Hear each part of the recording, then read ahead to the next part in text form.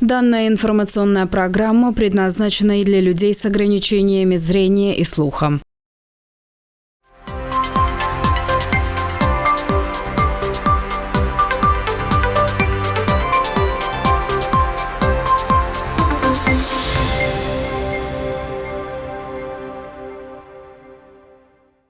Здравствуйте! В эфире новости на канале АТВ, в студии Елена Янак. Основные новости на сегодня.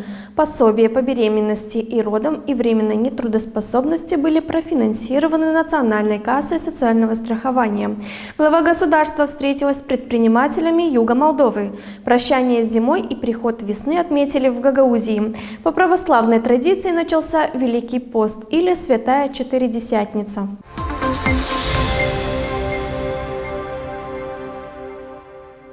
Национальная касса социального страхования сообщает, что выплата пособия по беременности и родам и пособия по временной нетрудоспособности профинансирована, передает IPN. Также финансировалась социальная помощь, пенсии и социальные пособия. Общая стоимость финансирования составляет 163 миллиона леев. Чтобы получить деньги, бенефициары должны пойти в любое почтовое отделение в стране или в банковское учреждение, где они обслуживаются. Только после того, как платежи будут обработаны поставщиками платежных услуг в рамках государственной платежной службы, заявляет КНАС.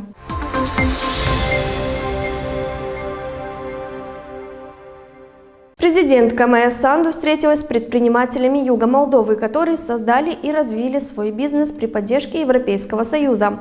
Глава государства выразила признательность предпринимателям за смелость и труд, рассказала о программах, запущенных правительством для бизнеса, заявив, что в прошлом году только по программе 373 предпринимателя Кагула привлекли инвестиции на сумму более 15 миллионов леев.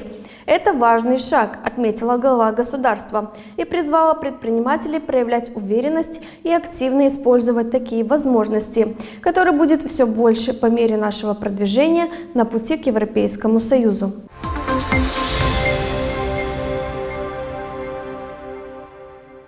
Жители Гагаузии провожали зиму веселыми песнями, увлекательными частушками, играми и танцами. Угощались вкусными блинами с горячим чаем. По традиции люди в этот день просят друг у друга прощения. В Волконештах работники детского дошкольного учреждения напекли вкусных блинов и тем самым смогли угостить жителей города.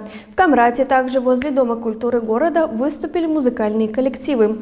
Гости могли угоститься вкусными блинами и ароматным чаем. Стоит отметить, что после Масленицы у православных верующих начинается Великий пост.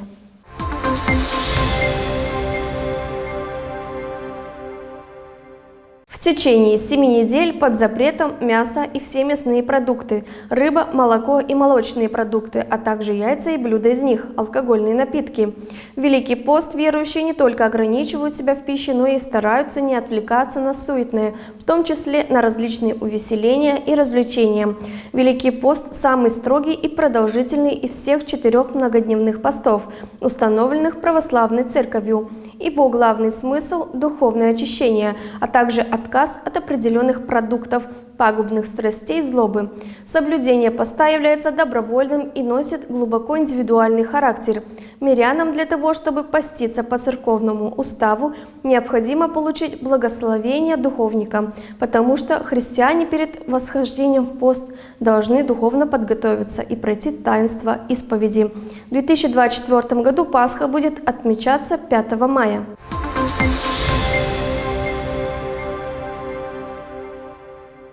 На КПП Леушины остановили мужчину, который пытался незаконно провести коммерческую партию автозапчастей.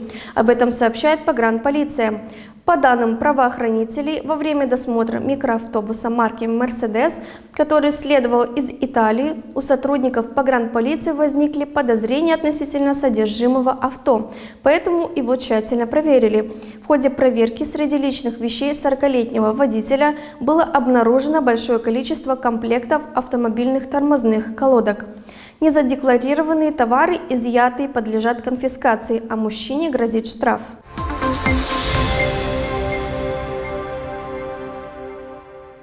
Далее смотрите рубрику «Региональные новости».